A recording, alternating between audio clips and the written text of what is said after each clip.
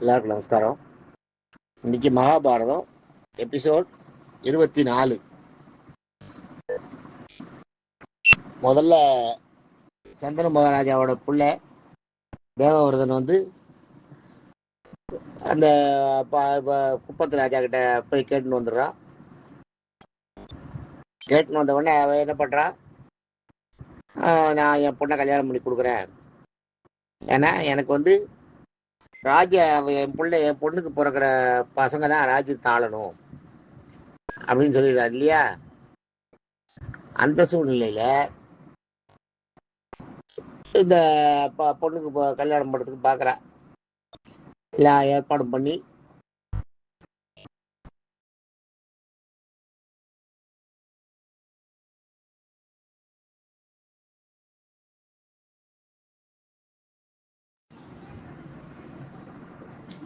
கல்யாணம் பண்ணிடலான்ற ஒரு ஐடியாவில் இருக்கா.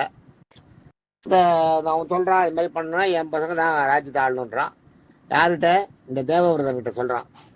அவன் அப்பாவுக்கு தெரியாத விஷயம். தேவவிரதன் என்ன பண்ணிடுறான், சரி அப்படியா இருந்தா நான் என் பசங்க நானும் என் வாரிசுகளும் இந்த அரசாட்சியை கிளைம் பண்ண மாட்டா அப்படின்றத அவன் வாக்கு கொடுக்குறான். ஆனா அந்த ராஜா, மீனவ ராஜா என்ன சொல்றான், அது எப்படி சரியா வரும், நீ சொல்லி வைப்ப உன் காலத்துக்கு அப்புறம் உன் பசங்க எந்ததான் ராஜ்யம் வந்ததுன்னா நான் என்ன பண்ண முடியும் அப்படின்றான்.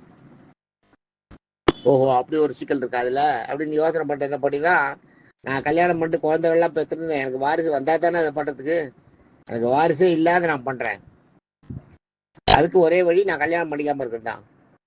நான் என் ஜென்மம் பூரா பிரம்மச்சாரி விரதம் எடுத்துக்கிறேன் அப்படின்றான். யாரு? சந்தன ராஜாவோட புள்ள. அப்பாவுக்கு கல்யாணம் பண்றதுக்காக புள்ள அப்பாவோட ஆசையை நிறைவேற்றணுன்றதுக்காக புள்ள என்ன பண்றான், பிரம்மச்சாரிய விரதத்தை எடுத்துக்கிறான், கடைபிடிக்க ஆரம்பிக்கிறான். அவன் அதை சொன்ன உடனே தேவர்கள்லாம் பூமாரி பொழிகிறான். எல்லாம் பூலோகத்துல எல்லா தேவலோகத்துல இருக்கிற அத்தனை 14 லோகத்துலயும் துந்துபி வாசிக்கிறாளா, எல்லாம் வேலை அடிக்கிறாளா. ரொம்ப பீஷ்மன்னா நல்லது, நான் நல்லது சொன்னேன் அர்த்தம். பீஷ்மன் எல்லாரும் வாழ்த்துறேன் மேல இருந்து. அதனாலதான் அவருக்கு பீஷ்மன்ற பேரே வந்துடுது கடைசியில. பீஷ்மன் வாழ்த்துறா. அத்தனை தேவர்கள்லாம் பூமாரி பொழிகிறா. ஏன்னா இது பின்னாடி பெரிய விஷயம் நடக்க போகுது. அது இவருக்கும் தெரியாது, பீஷ்மருக்கும் தெரியாது, அந்த ராஜாவுக்கும் தெரியாது. அந்த பொண்ணு அந்த பரிமளகந்தி சத்தியவதி மாதப்புறம் அவ பேர, அவளுக்கும் தெரியாது. இதெல்லாம் தெரியும். பின்னாடி என்னவோ பெரிய பெரிய விஷயங்கள்லாம் நடக்க போறதுன்றதுலாம் இவாளுக்கு தெரியாது. இவாளுக்கு அப்போ விளையாட்டா அவர் அந்த பீஷ்மர் அந்த விரதம் எடுத்துடுறாரு. அந்த விரதம் எடுத்ததுனால இவருக்கு மிகப்பெரிய சிக்கல் வரும். இவரோட இறப்பும் அதுலதான் வரும். ஏற்கனவே கங்காதேவி சொல்லியிருக்கா இவருக்கு, நீயா மனசுல என்னைக்கு இந்த பூலோகத்தை விட்டு வரக்கூடாதுன்னு நினைக்கிறியோ, பூலோகத்துல இனிமே நம்ம இருக்கக்கூடாதுன்னு நினைக்கிறியோ, அன்னைக்குதான் உனக்கு சாவு. உன் சாவை நீயே நிர்ணயம் பண்ணிக்க வேண்டியதுதான், யாரும் உன்னை கொல்லலாம் முடியாது அப்படிங்கிறத இப்ப கங்காதேவி இப்போ சொல்லி அனுப்புறா. கங்காதேவி அவர்கிட்ட எல்லாம் சொல்லி அனுப்புறா. ரெண்டாவது கங்காதேவி என்ன பண்றா, இந்த பீஷ்மரை கூட்டு வரா இல்லையா, கூட்டு வரதுக்கு முன்னாடி அவரை வித்தை சொல்லி கொடுக்கறதுக்கு பரசுராம கிட்ட அனுப்புறா. அது நான் சொல்றேன், அப்புறம் பரசுராம கதையை சொல்றேன். இவன் என்ன பண்றா, இந்த சொல்ற பீஷ்மன்றது உடனே சந்தன ராஜாவுக்கு தெரிஞ்சு போது சந்தன ராஜா வரான். சந்தன ராஜா ஐயோ என்ன இவ்வளவு பெரிய பிரதிஜை எடுத்துக்கிட்டேன், நான் தான் எனக்கு வேண்டாம் தான் நான் விட்டுருந்தேன், நான் இதை பத்தியே பேசாம இருந்தேனே, உங்ககிட்ட சொல்லலையே, உன்னை நீ அதை பண்ணினேன்னு பரவாயில்ல பண்றான். அவன் சொல்றான், நான் வேண்டான்னு சொல்றான், எனக்கு நான் இந்த கல்யாணம் எனக்கு இல்லாட்டாலும் பரவாயில்ல, நீ என் வாரிசு, உன்னை நான் கங்கையோட புத்திரன், உன்னை நான் விட மாட்டேன் அப்படின்றாரு. அப்ப என்ன சொல்ற கங்கா புத்திரன், அப்பா நான் இந்த சபதம் எடுத்துட்டேன், இந்த சபதம் இப்ப எடுத்ததுதான், இதை இனிமே ஒண்ணும் பண்ண முடியாது, நான் பிரம்மச்சாரியா தான் இருப்பேன், நீ கல்யாணம் பண்ணிக்கலன்னா என்ன ஆகும்னா, இந்த பிரம்மச்சாரிய விரதம் எனக்கு இருக்கு, நான் அரசவையும் உட்கார மாட்டேன், அதுவும் சத்தியம் பண்ணிருக்கேன், அரசனாவும் ஆக மாட்டேன், என்னோட வாரிசுகளுக்கும் கிடையாதுன்னு சொல்லிட்டேன், இல்ல பிரம்மச்சாரிய விரதத்துக்கு நான் எடுத்துட்டு இருக்கேன். இது ரெண்டும் அந்த மீனவராஜாவுக்கு எடுத்துட்டேன் நான் சூழ்நிலைகள் இதெல்லாம் சபதம், இந்த சபதத்தை நான் இனிமே மாற முடியாது, அதனால இனிமே குழந்தைன்னு பிறந்தா கூட எனக்கு குழந்தை பிறக்கிறதுக்கு சான்ஸ் இல்லை, நீ கல்யாணம் பண்ணிக்கலன்னா வாரிசு இருக்காது, இந்த வம்சம் இதோட முடிஞ்சு போயிடுவோம். அப்பதான் அந்த சந்தனு ராஜா யோசிப்பான், ஓஹோ பையன் இந்த மாதிரி ஒரு எடுத்துருக்கா, எவ்வளவு சொல்லி பாக்குறா, எல்லாரும் சொல்றா. நாரதர் கூட வந்து சொல்றார், பரவாயில்ல நீ அந்த இது எடுத்துட்டா பரவாயில்ல, இந்த சபதத்தை விட்டா பரவாயில்லன்னு சொல்றார். இவர் கேட்கல, அதெல்லாம் நான் சபதம் எடுத்ததுதான், நான் கங்கையோட மைந்தன், நான் என்னோட சபதம் நிறைவேற்றுறது நான் பண்ணுவேன். அப்ப பீஷ்மன் வாழ்த்துறா, எல்லாரும் தேவர்கள்லாம் வாழ்த்துறா. அதனாலதான் அவருக்கு பீஷ்மன்ற பேர் வந்து, தேவவிரதன்றது தான் அவரோட ஒரிஜினல் பேரு. பீஷ்மரை வாழ்த்துறா. பீஷ்மருக்கு இப்ப இது பண்ணி நாரதர் கூட இப்போ வந்து சொல்றார், அப்பா கல்யாணம் பண்ணிக்காதனால நீ அந்த சபதத்தை எடுத்துக்கணும்ன்றது இல்லை, விட்டுரு பரவாயில்லன்னு. ஆனா அவர் கேட்க மாட்டார். கேட்க மாட்டான உடனே நாரதர் என்ன பண்ணுவார், சந்தனு ராஜா கிட்ட போவார். அவன் புள்ள வந்து பெரிய பிறந்தது ரொம்ப சத்தான புள்ள, கங்கையோட புள்ள. அவன் வந்து அஷ்டதிக்கு வசுக்களோட ஒரு புள்ள, 8வது புள்ள. அவன் வந்து அவன் எப்ப நினைக்கிறானோ அப்பதான் அவனுக்கு உயிர் போகும். அது மாதிரிலாம் அவன் அந்த மாதிரிலாம் ஒரு வாரம்லாம் வாங்கிட்டு இருக்கான். அதனால அவனெல்லாம் அவன் முடிவு பண்ணிட்டான், இனிமே அவனை ஒன்றும் பண்ண முடியாது. அதை நீ இன்னொரு கல்யாணம் பண்ணிட்டாதான் உன் வம்சம் வளரும், அதனால நீ பரவாயில்ல பண்ணிக்கோ, தப்பு இல்லை அப்படின்னு நாரதர் வந்து கன்வின்ஸ் பண்றாரு. கன்வின்ஸ் பண்ண உடனே அப்புறம் அந்த மகாராஜா கல்யாணம் பண்ணிக்கிறான். அந்த பரிமளகந்தின்றவளை கல்யாணம் பண்ணிக்கிறான். கல்யாணம் பண்ணிட்டு அவளுக்கு பேர் சத்தியவதின்னு பேரை மாத்திக்கிறான். ராணி ஆன உடனே அவன் சக்கரவர்த்தியோட ஒய்ஃப் இல்லையா, சந்தனு ராஜா பெரிய சக்கரவர்த்தி. அவன் வந்து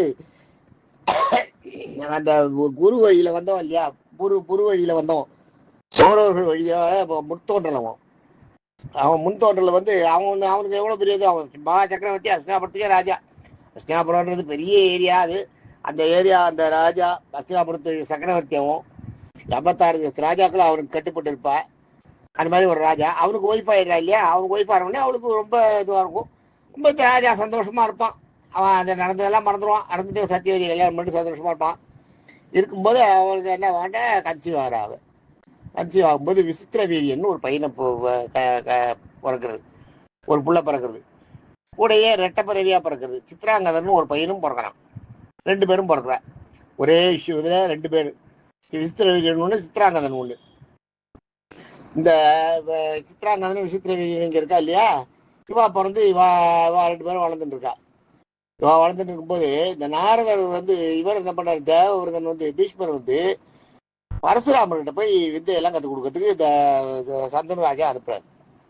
ஏற்கனவே கங்கை சொல்லியிருக்கா பரசுராமர்கிட்ட, இது மாதிரி என் பிள்ளைக்கு நீங்க தான் எல்லா வித்தையெல்லாம் கற்றுக் கொடுக்கணும்னு சொல்லியிருக்கா. இந்த நிலைமையில இந்த நேரத்துல வந்து இவ போறா இல்லையா, இவர் கூட்டு போற சந்தனராஜா கொண்டு பரசுராமர்கிட்ட விட வித்தையெல்லாம் கற்றுக் கொடுக்க சொல்லி பரசுராமர்கிட்ட பீஷ்மர் வந்து, பீஷ்மரோட ஆச்சாரியர் வந்து பரசுராமர், ஞாபகம் வச்சுக்கோ, பரசுராமர் எல்லாத்தையும் கற்றுக் கொடுக்குறாரு. இந்த பரசுராமர் யாருன்னு பாத்துக்கோ. பரசுராமரை வந்து ஜமதக்னி ஜமதக்னி அவரோட ஒய்ஃப் ரேணுகாதேவியோட புள்ள, 5வது புள்ள. இவர் வந்து 5வது புள்ள. இந்த ரேணுகாதேவி வந்து என்ன பண்ணுவா, தினம் இந்த ஜமதக்னி யார் தெரியுமா, ஜமதக்னி யாருன்றதை நான் உங்களுக்கு அடுத்த எபிசோட்ல சொல்றேன். இந்த ஜமதக்னி யாருன்றதை அடுத்த எபிசோட்ல சொல்றேன், அவருக்கு எப்படி வருதுன்றது. இந்த ஜமதக்னி என்ன பண்ணுவார், பூஜை எல்லாம் பண்றதுக்கு, தினம் காத்தால எல்லாம் பண்றதுக்கு அவன் ஒய்ஃபு ரேணுகாதேவி போய் தினம் அந்த பக்கத்துல இருக்க ஆத்தங்கரையில போய் குளிச்சுட்டு அந்த மணலை எடுத்து ஜவம் பண்ணுவோம், அது குடமா மாறும். அதை தண்ணி எடுத்து வந்து கொடுப்பா இவருக்கு, இந்த இவருக்கு ஜமதக்னி முனிவருக்கு. இது எப்பயும் ரெகுலரா நடக்கிறது. இந்த ஜமதக்னி முனிவருக்கு கொண்டு கொடுக்கறது. இது மாதிரி கொண்டு கொடுக்கும்போது என்ன பண்றா, ஒரு நாள் வந்து இவ போய் தண்ணி எடுத்துன்னு வரதுக்கு போறா அவருக்கு, யமதக்னி முனிவருக்கு தண்ணி எடுக்கிறதுக்கு போனப்ப அதான் விடிய காத்தால பிரம்ம முகூர்த்தத்துல கந்தர்வர்களுக்கு வந்து நிறைய பவர் இருக்கும், நிறைய நடமாட்டமும் இருக்கும். அவளோட நடமாட்டம் அதிகமா இருக்கும். ஆகாச மார்க்கத்துல அவளுக்கு பவரும் ஜாஸ்தியா இருக்கும். அந்த நேரத்துல நம்ம அவளுக்கு எதிரெல்லாம் வந்துட்டோம்னா, அவகிட்ட இருந்து நிறைய வாரெல்லாம் வாங்கினோம்னா அது ஒண்ணுமே பண்ண முடியாது, அவளோட பவரே ஜாஸ்தி. அந்த மாதிரி ஒரு இதுல அவன் போயிட்டு இருப்பான், ஒரு கந்தர்வன் மேல ஆகாசத்துல போயிட்டு இருப்பான். இவன் அந்த குளத்துல போய் தண்ணி எடுக்க போனா பாருங்க, மேல ஆகாசத்துல போற கந்தர்வன் போறது அந்த கீழே தண்ணியில நிழல தெரியுது. சந்திரன் இது பௌர்ணமி மொழியில அந்த அந்த ஜலத்துல தெரியுது, அந்த இவனோட பிம்பம் தெரியுது, கந்தர்வனோட பிம்பம். என்னமா இருக்கான்னு நினைச்சுடுறா, மனசால நினைச்சிடுறா அவன் அண்ணா எவ்வளவு அழகா இருக்கான்னு நினைச்சிட்டு அப்புறம் பூஜை பண்ணுவா. மணல் அந்த குடம் வராது, அந்த மணலே குடமா மாறி வரும் அங்க. அவளுக்கு அது அது வந்து அதுதான் அவளோட கற்புக்கு அடையாளம். அதை மணலா மாற்றி அதில் தண்ணி எடுத்துட்டு வருவா. போய் அங்கே போய் மணலை எடுத்து கையை வச்சுட்டு வேண்டுவா, வராது, குடமா மாறாது. வண்டி கிண்டி பாப்பா, என்னென்னவோ பண்ணி பாப்பா, என்னன்னு தெரியல. அப்படியே வருவா நிர்கதியா வந்து ஜமதக்னி முனிவர்கிட்ட வருவா. அந்த ஜமதக்னி முனிவர் எங்க ஜலன்வார் இது மாதிரி சொல்லுவா, தண்ணி வரலையா, நீ என்ன பண்ண, ஏதோ தப்பு பண்ணிருக்க, அதனால தான் ஞான திருஷ்டியால பார்ப்பார். ஜமதக்னி முனிவருக்கு எல்லா இதுவும் உண்டு. அவர் ஞான சக்தியில பார்ப்பார். பார்த்தா கரெக்டா கந்தர்வனோட இது தெரியும், கதை தெரியும், கந்தர்வன் போனது. நீ வந்து நான் உனக்கு புருஷன் இருக்கும்போது நீ என்ன விட்டு நீ ஜமதக்னி முனிவர் நீ வந்து கந்தர்வனை மனசில் நினைச்ச, அதனால உனக்கு இதாக ஆயிடுத்து, அதனால உனக்கு பனிஷ்மெண்ட் கொடுத்துதான் ஆகணும். இந்த நேரத்தில் வந்து அவருக்கு அந்த ராஜாவோட குணம் வந்துடுது. ராஜா இவர் வந்து ராஜாவா இருக்க வேண்டியவர் முனிவரா வந்துடுவார். அந்த கதை தான் நான் அடுத்தது சொல்றேன், அடுத்த எபிசோட்ல சொல்றேன். அது ஆரம்பிச்சேன்னா இந்த எபிசோட்ல வந்து ஃபுல்லா வராது. இந்த எபிசோட்ல பாதி, இந்த கதை பாதி நின்று அது பாதி நின்று ஒரு மாதிரி ஆயிடும். இந்த கதையில இப்ப பாதியில் தான் நிற்கும். இந்த பரசுராமர் கதையை முடிச்சுட்டு அந்த ஜமதக்னி முனிவர் கதையை சொல்றேன். என்ன பண்றார் இவர், என்ன பண்றார் ஜமதக்னி முனிவர் வந்து,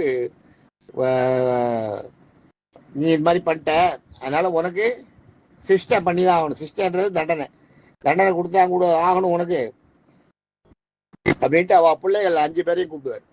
5 பேரை கூப்பிட்டு ஒருத்தரா கூப்பிட்டு நீ வந்து தலையை வெட்டுன்னுவார். இவ தலையை வெட்டுன்னு பெரிய பிள்ளைய சொல்லுவான். இவர் சொல்லுவார், பெரிய பிள்ளை, ஏன்பா நான் வந்து என்னோட அம்மா தலையை என்னையே வெட்ட சொல்றியா, இதெல்லாம் முடியுமா எங்களால, நாங்கள் அதெல்லாம் பண்ண முடியாது, போப்பான்னு திட்டிடுவோம். பெரிய பிள்ளை திட்டுவான். அடுத்த பிள்ளையும் அதே மாதிரி சொல்லுவான். 4 பிள்ளையும் சொல்லுவோம். 5வது பிள்ளை ராமபத்ரன் பேரு. பரசுராமனோட ஒரிஜினல் பேர் வந்து ராமபத்ரன், ஞாபகம் வச்சுக்கோ. பரசுராமனோட ஒரிஜினல் பேர் ராமபத்ரன். ராமபத்ரன் அவர் என்ன பண்றாரு, அவர் தான் அத கடைசி பிள்ளைகிட்ட அவர் சொல்லுவார். சொன்ன உடனே கடைசி பிள்ளை சரி நான் வெட்டுறேன்ப்பா அப்படின்ட்டு வந்து நிற்பார். நிற்கும்போது என்ன பண்றாரு பரசுராமர் வந்து, உடனே அவர் என்ன பண்றாரு, ஜமதக்னி முனிவர் அவரோட மந்திர சக்தியால ஒரு கோடாலியை வர வச்சு கொடுக்குறாரு. கோடாலியை வர வச்சு இவர்கிட்ட கொடுத்து, இந்த கோடாலியால உங்க அம்மா தலையை வெட்டுன்னுவார். இவர் என்னன்னே கேட்க மாட்டார். அப்பா சொல்லிட்டார், சரி வெட்டணும், அம்மாவை வெட்டணும்னு போவா. அம்மா ஓடுவா. அம்மா ஆக்சுவலா தலையை காட்டி நிற்க மாட்டா. அவ பண்ணது தப்பு தெரியுது, இந்த கூட உயிர் பயன்றது வந்து எல்லாருக்கும் இருக்கும் இல்லையா. அவ ஓடுவா. ஓடி போய் என்ன பண்ணுவா, ஒரு குயவனோட வீட்டுக்குள்ள பூந்துருவா. குயவன் வந்து ஆக்சுவலா அவ வந்து குயவர்கள் வந்து இந்த ஷெட்யூல்டு காஸ்ட். அவளோட வீட்டுக்குள்ள போய் பூந்துருவார். பூந்த உடனே என்ன பண்றா, இவரும் போய் வெட்டுவார். வெட்டும்போது அந்த குயவ பொம்பளை இருக்கா இல்லையா, அவ வந்து இது மாதிரி அம்மாவெல்லாம் வெட்டக்கூடாதுப்பா, தப்பு, தலையை கொண்டு நீட்டு பாருங்க, அவ தலையும் சேர்ந்து வெட்டிடுவார். 2 வெட்டு பட்டோம். 2 வெட்டு பட்ட உடனே அம்மா தலையை எடுத்துட்டு வந்து அப்பா கிட்ட ஆதாரமா காட்டுவார். இந்த பாருப்பா அம்மா வெட்டிட்டேன் தலையை காட்டுவார். காட்டின உடனே ஜமதக்னி முனிவருக்கு ரொம்ப சந்தோஷமாயிடும். இந்த மாதிரி கூட ஒரு பிள்ளை இருக்கேன், அம்மாவை வெட்டுறது, அப்பா சொல்றதை கேட்டு அம்மா சொல்றதை கேட்டு அப்பாவை வேணா இந்த காலத்துல ஏதாவது பசங்க பண்றதுக்கு சான்ஸ் இருக்கு. ஆனா அப்பா சொல்றதை கேட்டு அம்மாவை பண்றதுன்றது பெரிய விஷயம். சொன்ன உடனே இவர் வந்து ரொம்ப அவரை வாழ்த்திட்டு, உனக்கு என்ன வரம் வேணும் கேளுன்னுவார். எனக்கு ஒன்றும் இல்லைப்பா, எனக்கு 2 வரம் வேணும்.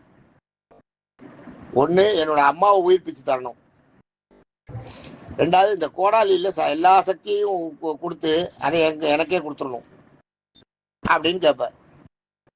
கேட்டவுடனே இவர் வந்து புத்திசாலித்தனம், அந்த பிள்ளையோட புத்திசாலித்தனத்தை மெச்சார், அந்த ராமபத்ரனோட புத்திசாலித்தனத்தை மெச்சலார் ஜமதக்னி முனிவர். மெச்சி பரவாயில்ல, அம்மாவை கொண்டுட்டு மறுபடியும் அவருக்கும் அது சாகடிச்ச உடனே அவர் தலையை பார்த்த உடனே அவருக்கும் மனசு இதுவாயிடுறது, ஒரு மாதிரி இலகிடுறது. இந்த மாதிரி பண்ணிட்டோமே, நம்ம இவ்வளோ பெரிய தண்டனையை கொடுத்துருக்க வேண்டிய இல்லையோன்னு.